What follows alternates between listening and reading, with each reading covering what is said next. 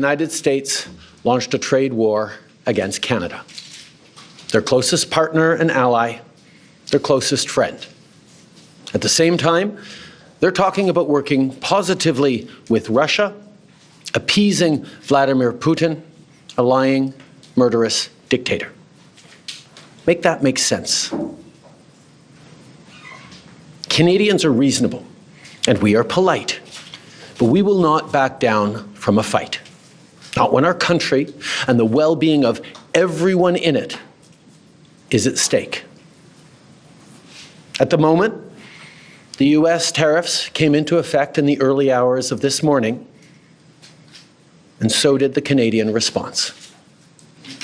Canada will be implementing 25% tariffs against $155 billion worth of American goods, starting with tariffs on $30 billion worth of goods immediately, and tariffs on the remaining $125 billion of American products in 21 days' time. Our tariffs will remain in place until the US tariffs are withdrawn, and not a moment sooner.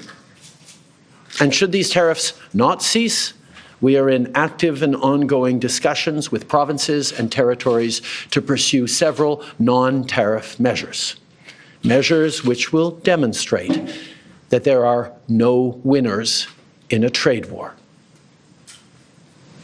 Now, just like I did a month ago, I want to speak first directly to the American people.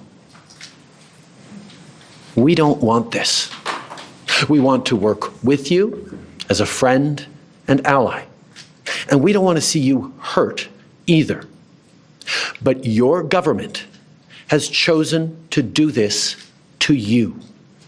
Now I want to speak directly to one specific American, Donald.